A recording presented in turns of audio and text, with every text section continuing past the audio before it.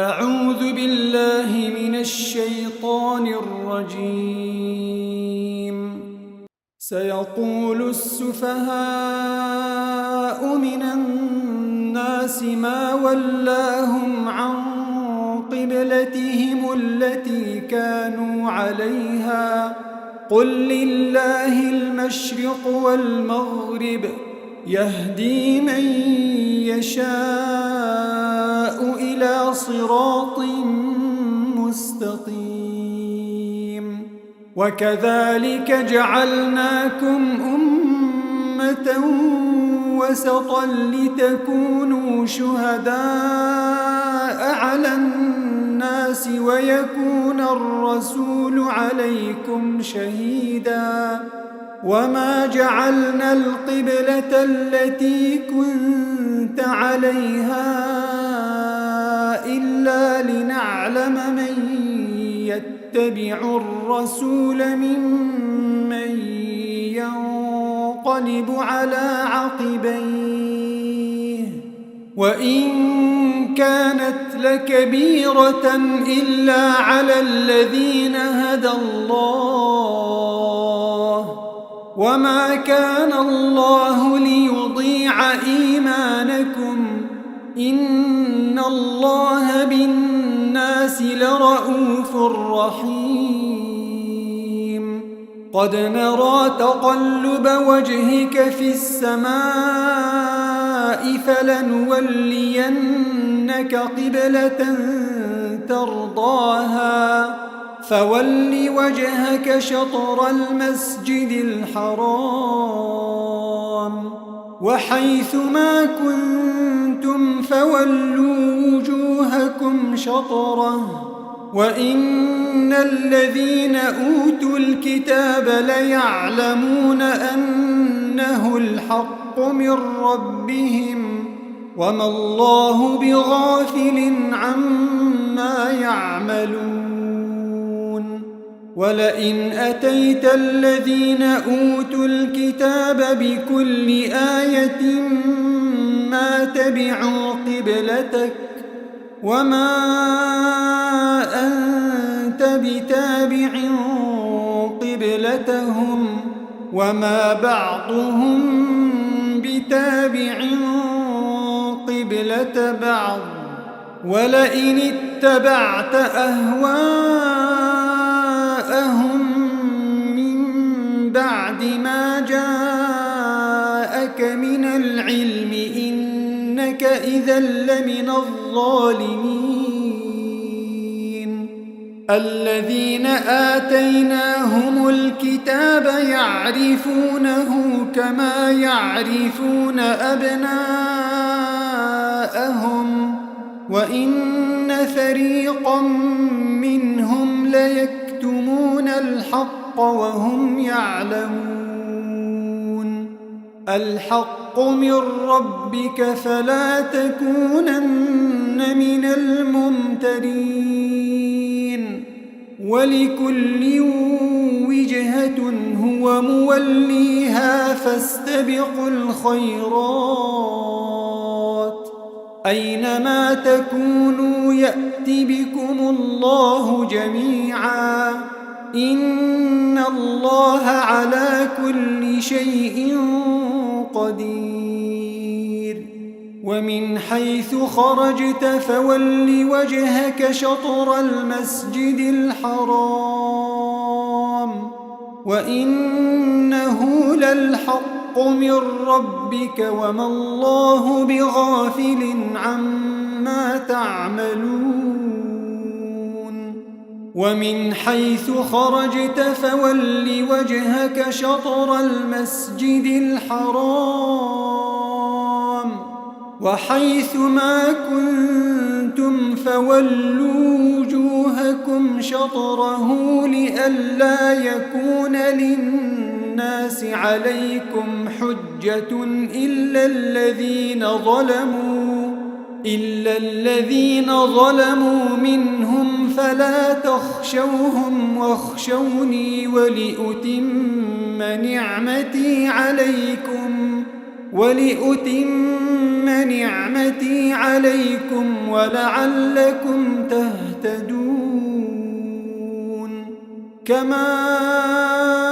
أرسلنا فيكم رسولا منكم يتلو عليكم آياتنا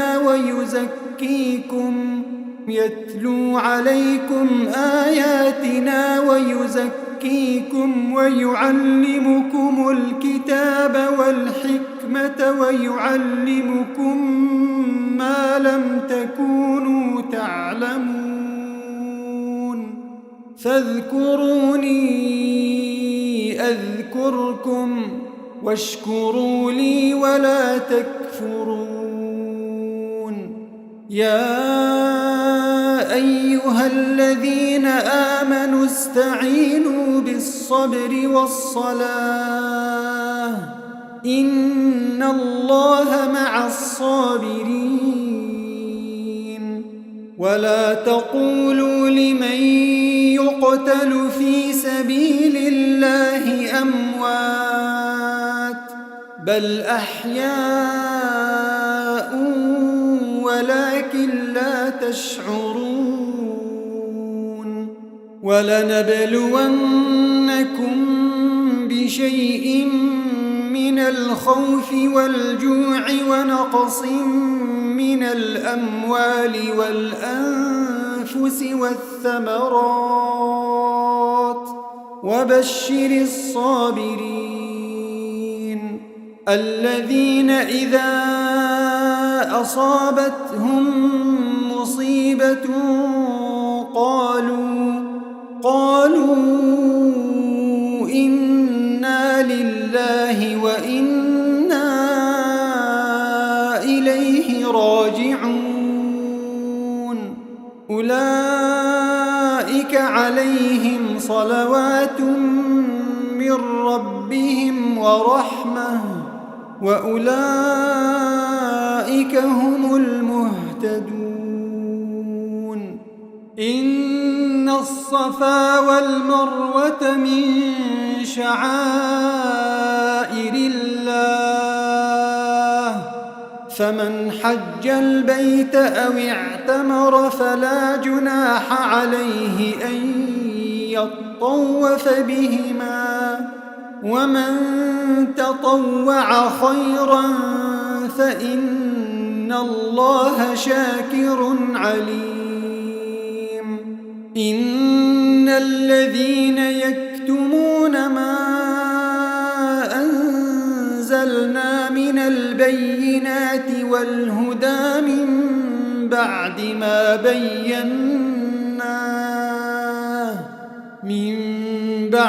ما بيناه للناس في الكتاب أولئك يلعنهم الله ويلعنهم اللاعنون إلا الذين تابوا وأصلحوا وبينوا فأولئك أتوب عليهم وأنا التواب الرحيم إن الذين كفروا وماتوا وهم كفار أولئك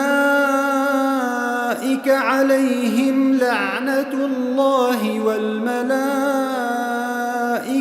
والناس أجمعين خالدين فيها لا يخفف عنهم العذاب ولا هم ينظرون وإلهكم إله واحد لا إله إلا هو الرحمن الرحيم إن في خلق السماوات والأرض واختلاف الليل والنهار والفلك التي تجري في البحر بما ينفع الناس وما أنزل الله من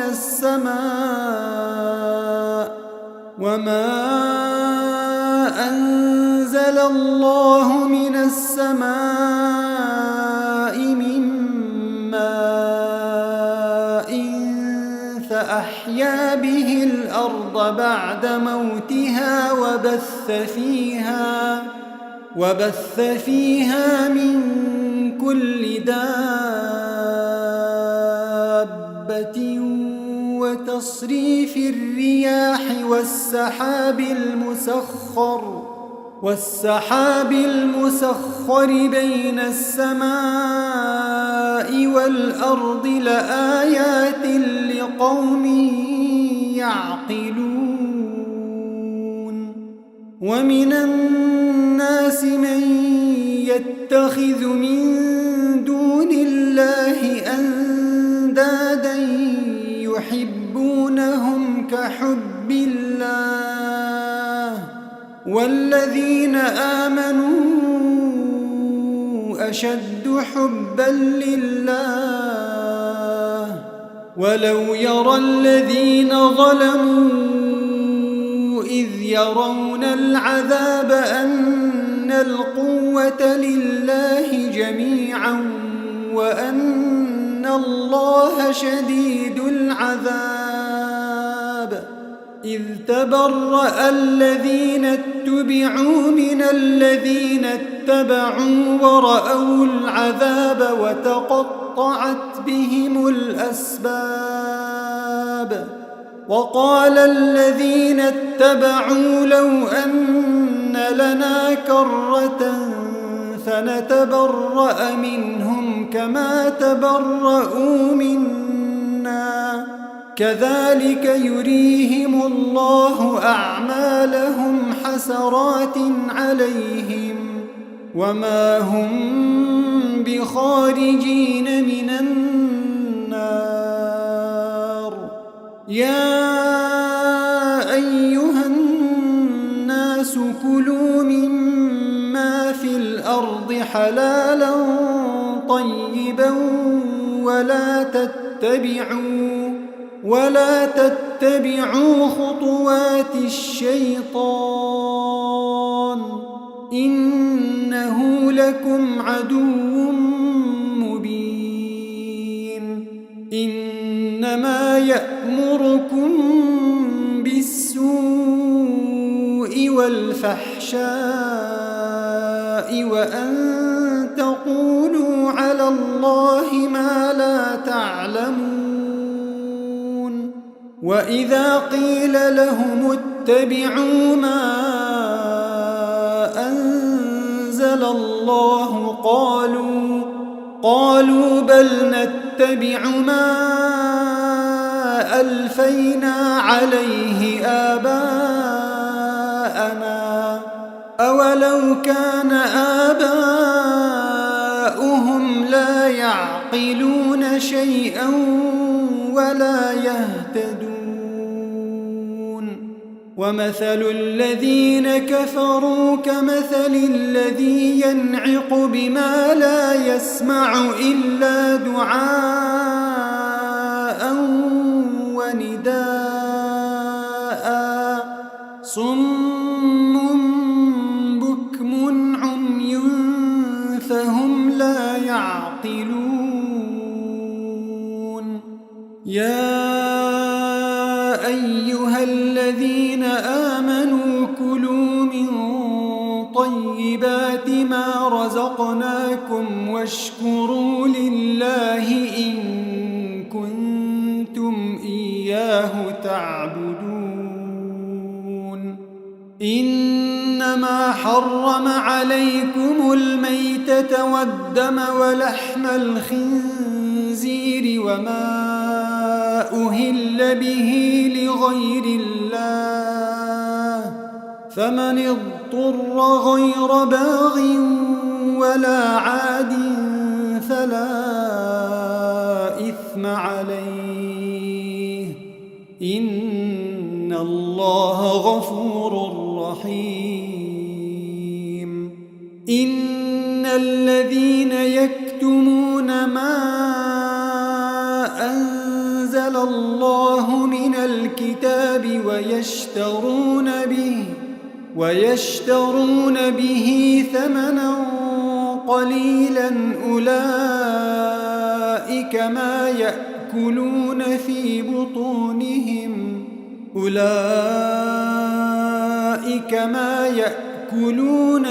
بطونهم إلا النار ولا يكلمهم الله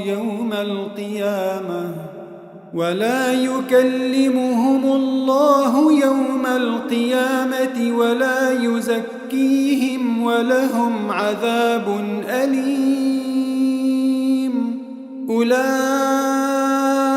الذين اشتروا الضلالة بالهدى والعذاب بالمغفرة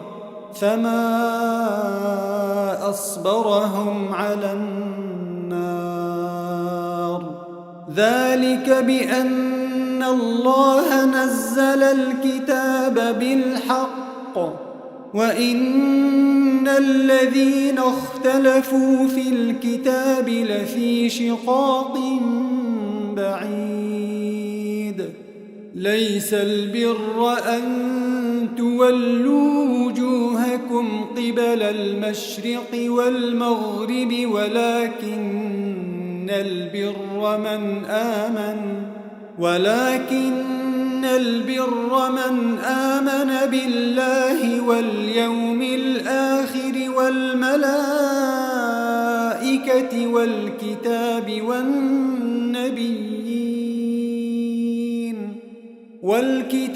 والنبيين وآتى المال على حبه ذوي القربى واليتامى والمساكين وابن السبيل والسائلين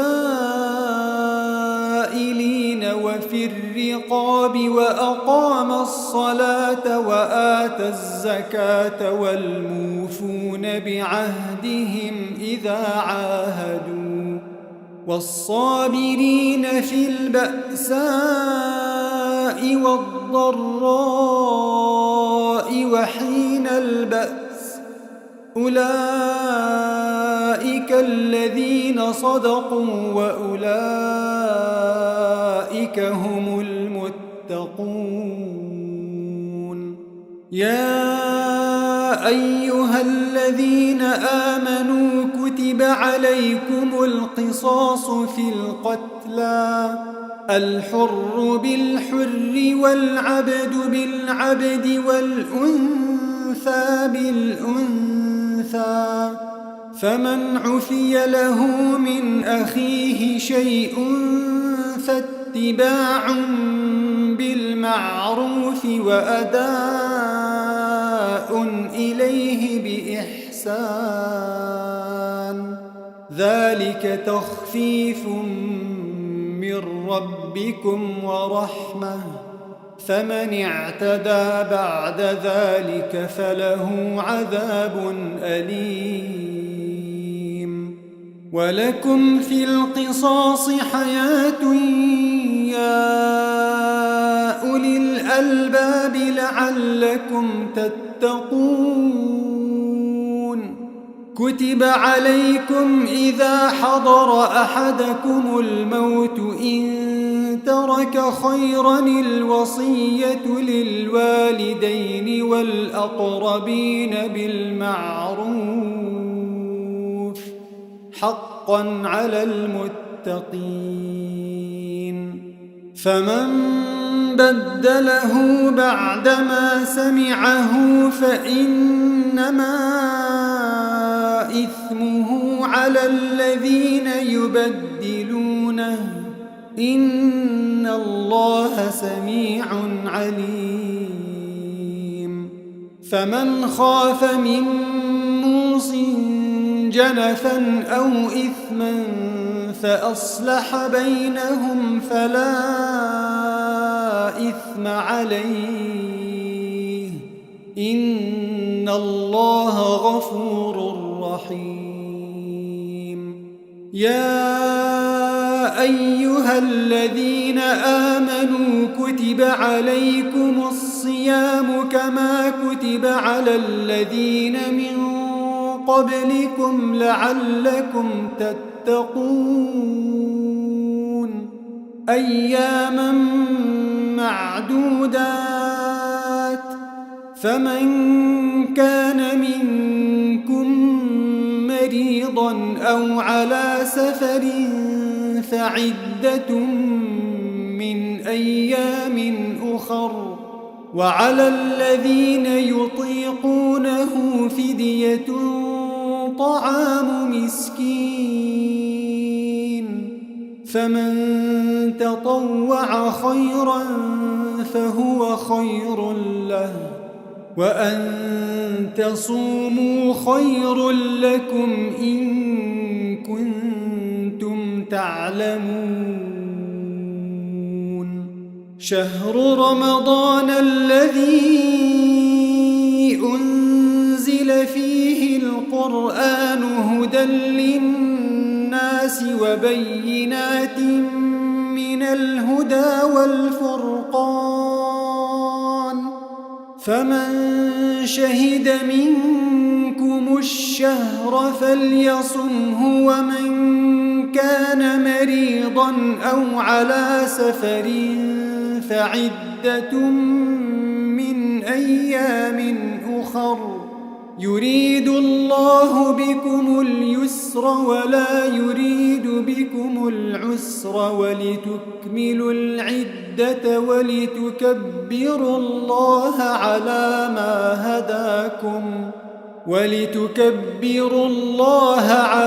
ما هداكم ولعلكم تشكرون وإذا سألك عبادي عني فإني قريب أجيب دعوة الداع إذا دعان فليستجيبوا لي وليؤمنوا بي لعلهم يرشدون أحل لكم ليلة الصيام الرفث إلى نسائكم هن لباس لكم وأنتم لباس لهن علم الله أنكم كنتم تختانون أنفسكم فتاب عليكم وعفى عنكم فالآن باشروهن وابتغوا ما كتب الله لكم وكلوا واشربوا حتى يتبين لكم الخيط الأبيض من الخيط الأسود من الفجر ثم أتموا الصيام إلى الليل ولا تباشروهن وأنتم عاكفون في المساجد تلك حدود الله فلا تقربوها كذلك يبين الله آياته للناس لعلهم يتقون ولا تأكلوا أموالكم بينكم بالباطل وتدلوا بها إلى الحكام لتأكلوا فريقا من أموال الناس بالإثم وأنتم تعلمون يسألونك عن الأهلة قل هي مواقيت للناس والحج وليس البر بأن تأتوا البيوت من ظهورها ولكن البر من اتقى وأتوا البيوت من أبوابها واتقوا الله لعلكم تفلحون وقاتلوا في سبيل الله الذين يقاتلونكم ولا تعتدوا إن إن الله لا يحب المعتدين واقتلوهم حيث ثقفتموهم وأخرجوهم من حيث أخرجوكم والفتنة أشد من القتل ولا تقاتلوهم عند المسجد الحرام حتى يقاتلوكم فيه فإن قاتلوكم فاقتلوهم كذلك جزاء الكافرين فإن انتهوا فإن الله غفور رحيم وقاتلوهم حتى لا تكون فتنة ويكون الدين لله فإن انتهوا فلا عدوان إلا على الظالمين الشهر الحرام بالشهر الحرام والحرمات قصاص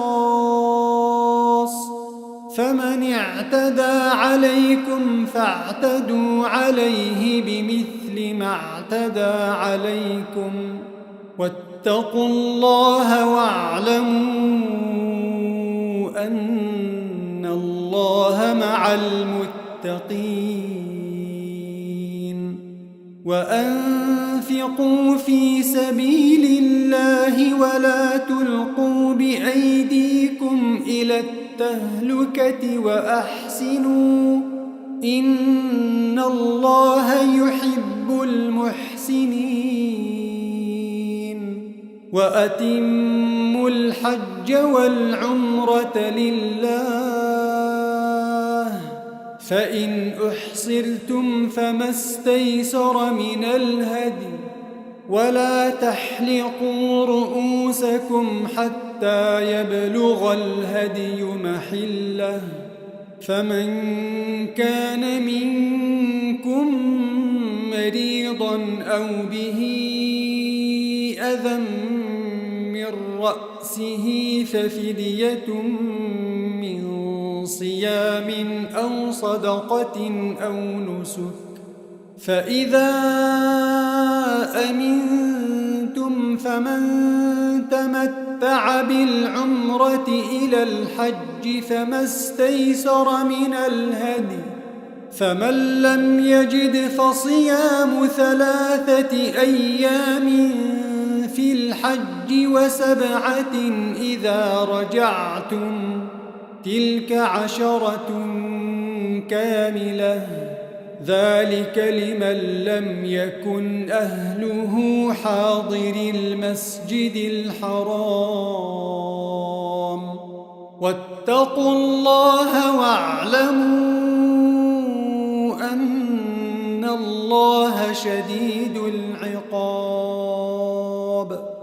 الحج أشهر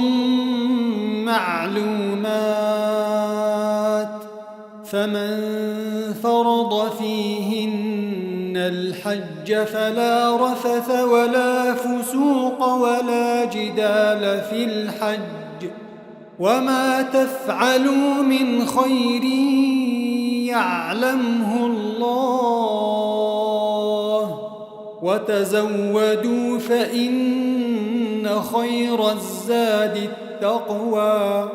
واتقون يا أولي الألباب ليس عليكم جناح أن تبتغوا فضلا من ربكم فإذا أفضتم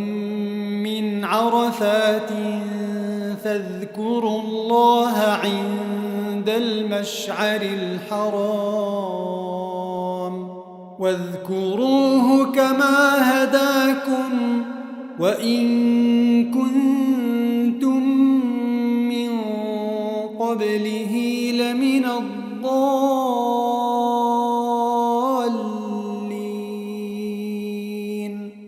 ثم أفيدوا أفيضوا من حيث أفاض الناس واستغفروا الله إن الله غفور رحيم فإذا قضيتم مناسككم فاذكروا الله كذكركم آباءكم أو أشد ذكرا فمن الناس من يقول ربنا آتنا في الدنيا وما له في الآخرة من خلاق ومنهم من يقول ربنا آتنا في الدنيا حسنة وفي الآخرة حسنة وقنا عذاب النار أولئك لهم نصيب مما كسبوا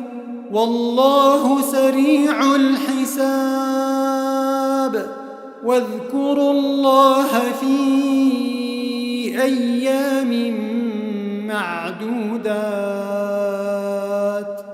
فمن تعجل في يومين فلا إثم عليه ومن تأخر فلا إثم عليه لمن اتقى واتقوا الله واعلموا أنكم إليه تحشرون ومن الناس من يعجبك قوله في الحياة الدنيا ويشهد الله على ما في قلبه وهو ألد الخصام وإذا تولى سعى في الأرض ليفسد فيها ويهلك الحرث والنسل والله لا يحب الفساد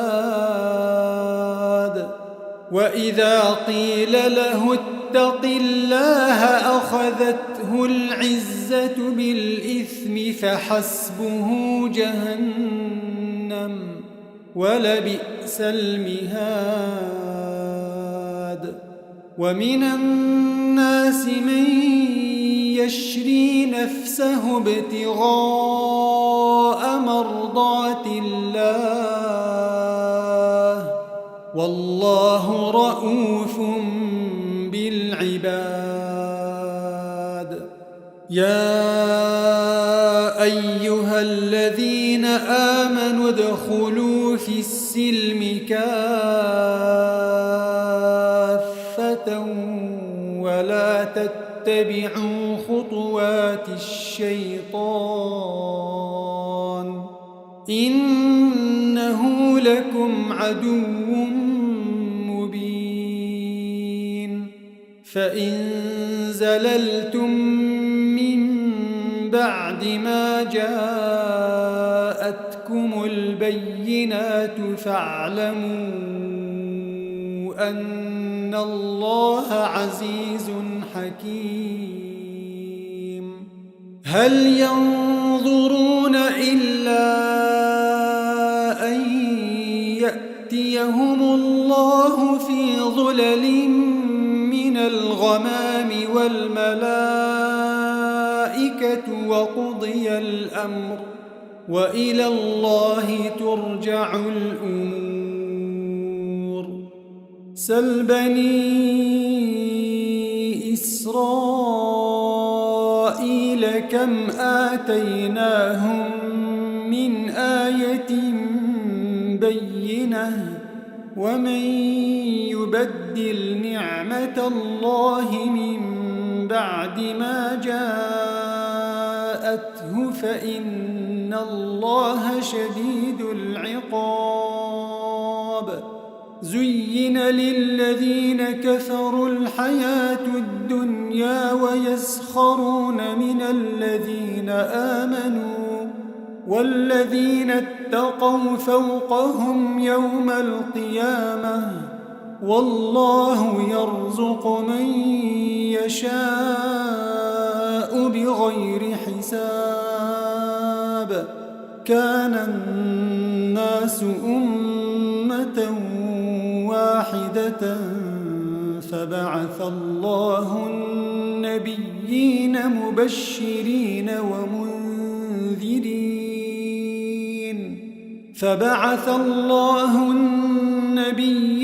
مبشرين ومنذرين وأنزل معهم الكتاب بالحق ليحكم بين الناس فيما اختلفوا فيه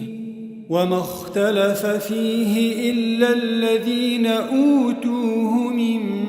بعد ما جاءتهم البينات بغيا بينهم فهدى الله الذين آمنوا لما اختلفوا فيه من الحق بإذنه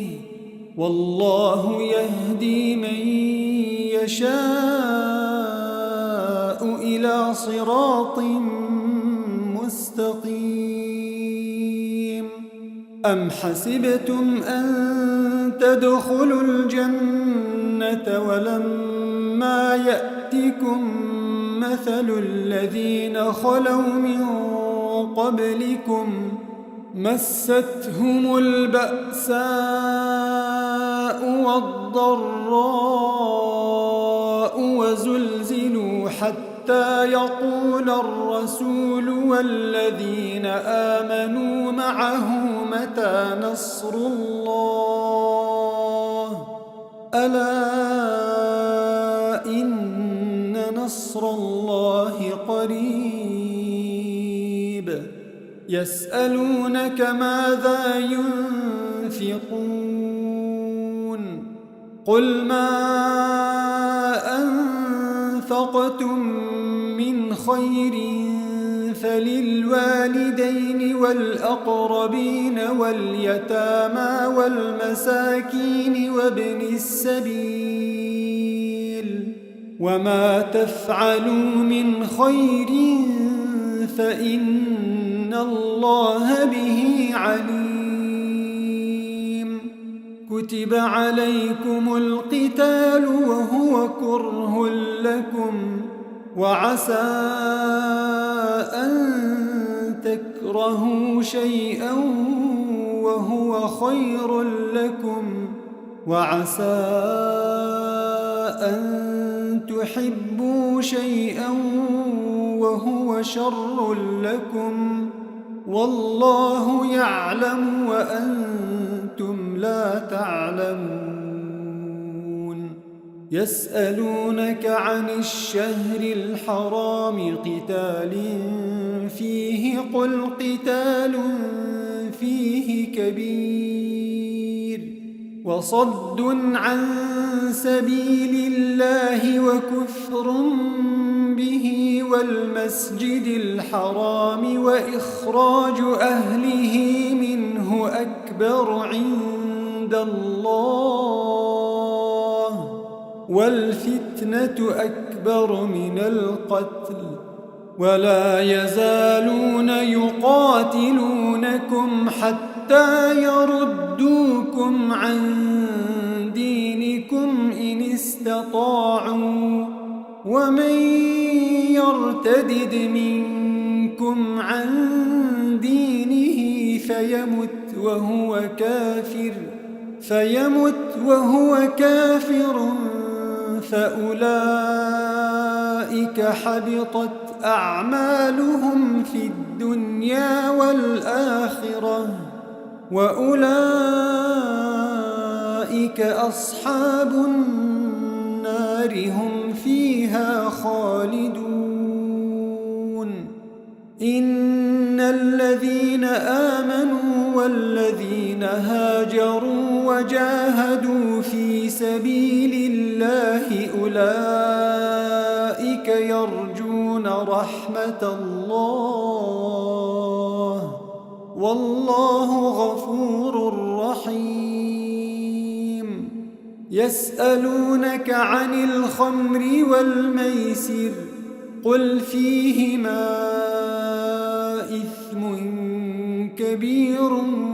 ومنافع للناس وإثمهما أكبر من نفعهما ويسألونك ماذا ينفقون قل العفو كذلك يبين الله لكم الآيات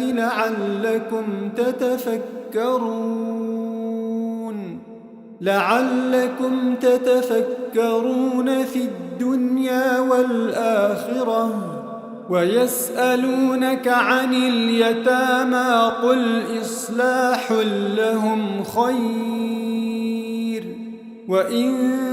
تخالطوهم فإخوانكم والله يعلم المفسد من المصلح ولو شاء الله لأعنتكم إن الله عزيز حكيم. ولا تنكحوا المشركات حتى يؤمنوا ولأمة مؤمنة خير من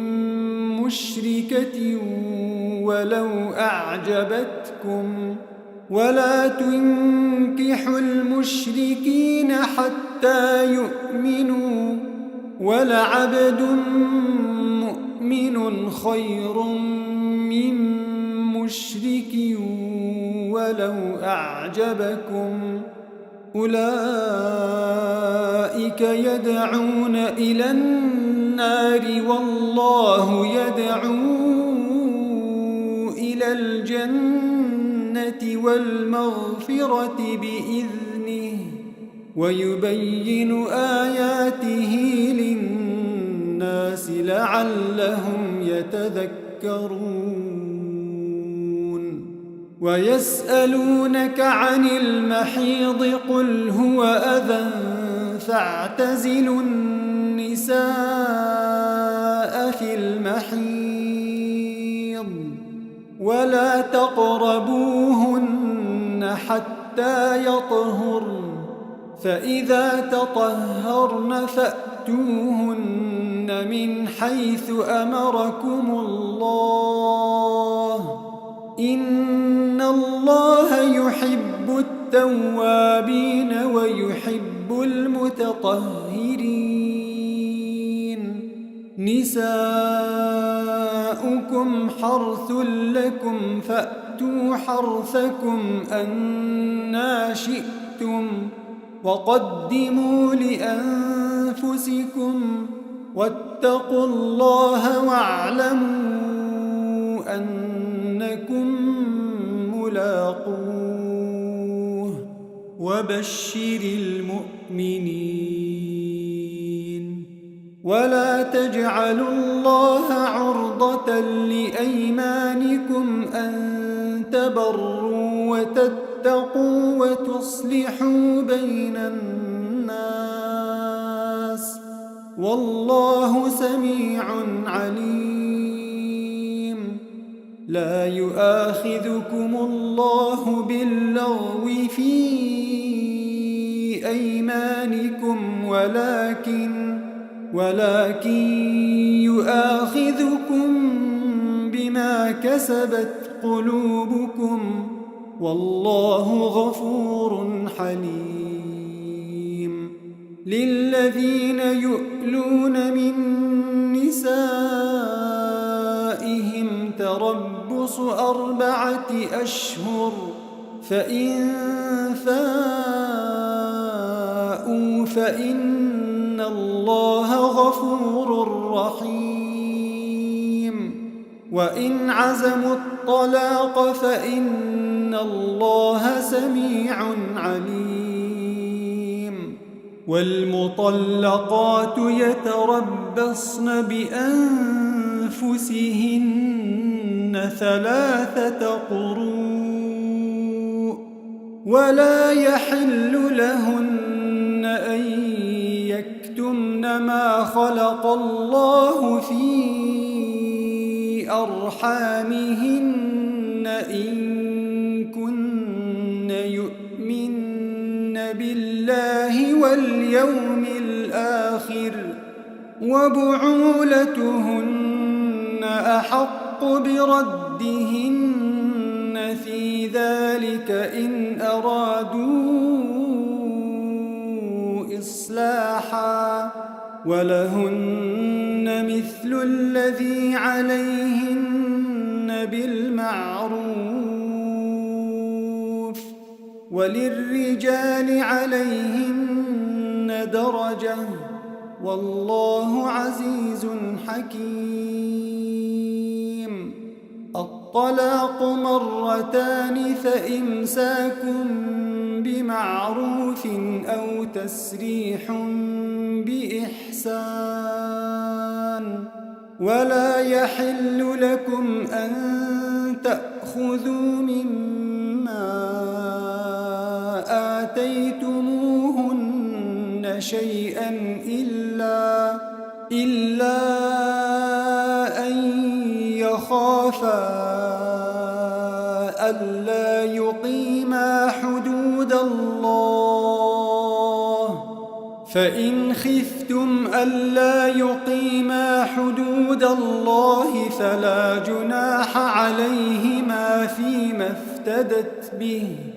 تلك حدود الله فلا تعتدوها ومن يتعد حدود الله فأولئك هم الظالمون. فإن طلقها فلا تحل له من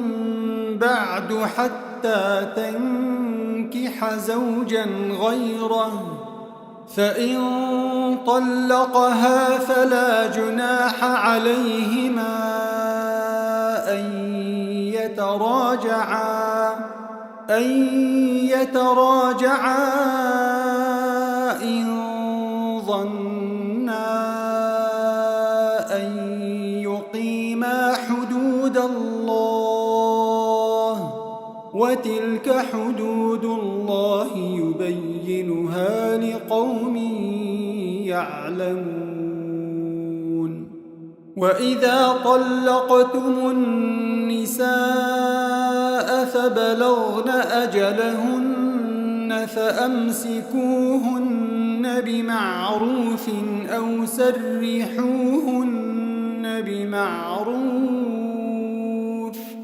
ولا تمسكوهن ضرارا لتعتدوا ومن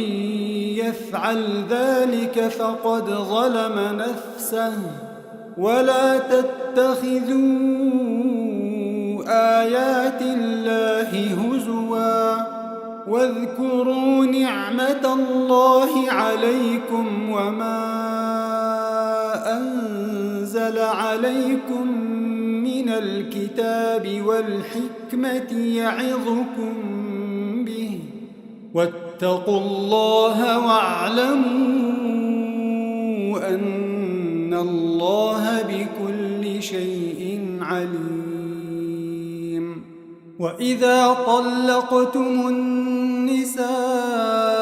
فبلغن أجلهن فلا تعضلوهن أن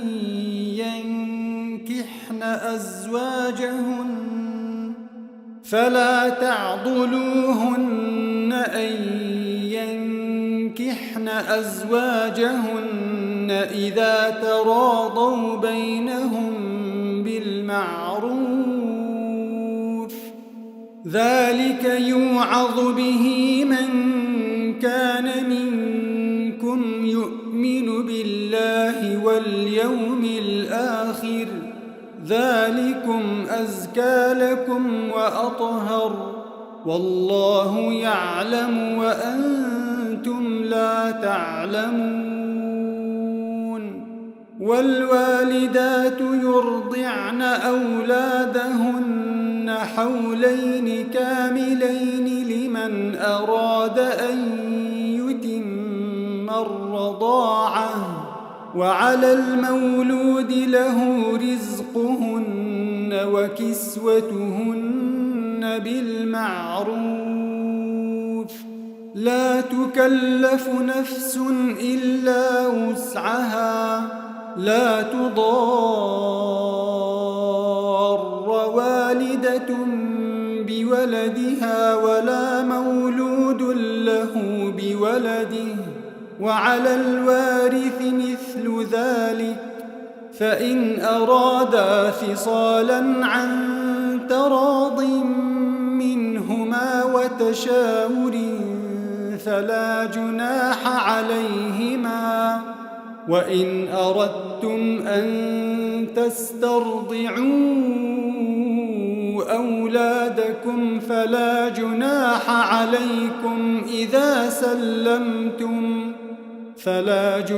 عليكم إذا سلمتم ما آتيتم بالمعروف واتقوا الله واعلموا أن الله بما تعملون بصير والذين يتوفون منكم ويذرون أزواجا يتربصن بأنفسهن 4 أشهر و10 فإذا بلغن أجلهن فلا جناح عليكم فيما فعلن في أنفسهن بالمعروف والله بما تعملون خبير ولا جناح عليكم فيما عرضتم به من خطبة النساء أو أكننتم في أنفسكم علم الله أنكم ستذكرونهن ولكن لا تواعدوهن سرا إلا أن تقولوا قولا معروفا ولا تعزموا عقدة النكاح حتى يبلغ الكتاب أجله واعلموا أن الله يعلم ما في أنفسكم فاحذروه واعلموا أن الله غفور حليم لا جناح عليكم إن طلقتم النساء ما لم تمسوهن أو تفرضوا لهن فريضة ومتعوهن على الموسع قدره وعلى المقتر قدره متاعا بالمعروف حقا على المحسنين وإن طلقتموهن من قبل أن تمسوهن وقد فرضتم لهن فريضة فنصف ما فرضتم إلا أن يعفون أو يعفو الذي بيده عقدة النكاح وأن تعفوا أقرب للتقوى ولا تنسوا الفضل بينكم إن الله بما تعملون بصير حافظوا على الصلوات والصلاة الوسطى وقوموا لله قانتين فإن خفتم فرجالا أو ركبانا فإذا أمنتم فاذكروا الله كما علمكم ما لم تكونوا تعلمون والذين يتوفون منكم ويذرون أزواجا وصية لأزواجهم متاعا إلى الحول غير إخراج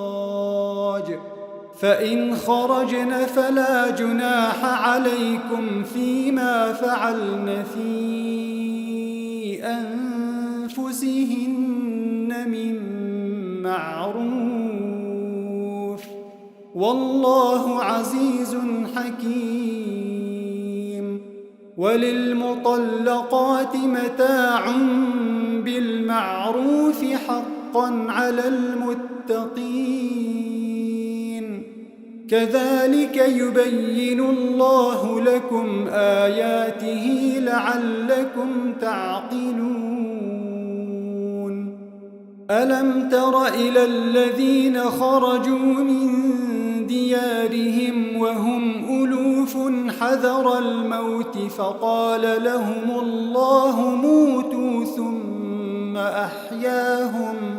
إن الله لذو فضل على الناس ولكن أكثر الناس لا يشكرون وقاتلوا في سبيل الله واعلموا أن الله سميع عليم من ذا الذي يقرض الله قرضا حسنا فيضاعفه له أضعافا كثيرة والله يقبض ويبسط وإليه ترجعون ألم تر إلى الملأ من بني إسرائيل من بعد موسى إذ قالوا لنبي لهم ابعث لنا ملكا نقاتل في سبيل الله قال هل عسيتم إن كتب عليكم القتال ألا تقاتلوا قالوا وما لنا ألا نقاتل في سبيل الله وقد أخرجنا من ديارنا وأبنائنا فلما كتب عليهم القتال تولوا إلا قليلا منهم والله عليم بالظالمين وقال لهم نبيهم إن الله قد بعث لكم طالوت ملكا قالوا أنى يكون له الملك علينا ونحن أحق بالملك منه ولم يؤت سعة من المال قال إن الله اصطفاه عليكم وزاده بسطة في العلم والجسم والله يؤتي ملكه من يشاء والله واسع عليم وقال لهم نبيهم إن آية ملكه أن يأتيكم التابوت فيه سكينة من ربكم وبقية مما ترك آل موسى وآل هارون تحمله الملائكة إن في ذلك لآية لكم إن كنتم مؤمنين فلما ولما فصل طالوت بالجنود قال إن الله مبتليكم بنهر فمن شرب منه فليس مني ومن لم يطعمه فإنه مني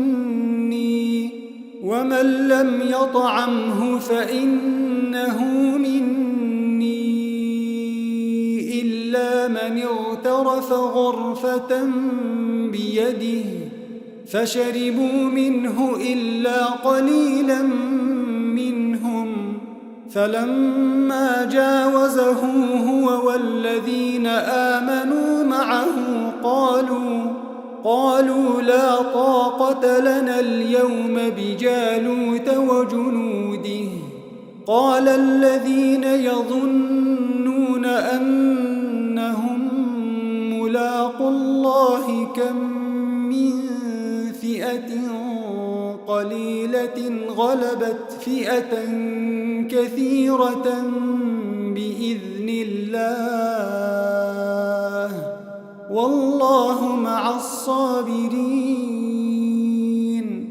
ولما برزوا لجالوت وجنوده قالوا ربنا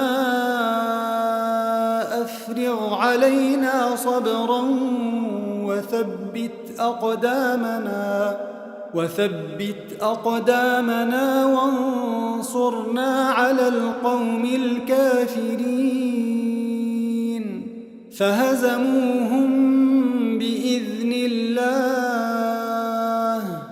وقتل داود جالوت وآتاه الله الملك والحكمة وعلمه مما يشاء ولولا دفع الله الناس بعضهم ببعض لفسدت الأرض ولكن الله ذو فضل على العالمين. تلك آيات الله نتلوها عليك بالحق وإنك لمن المرسلين.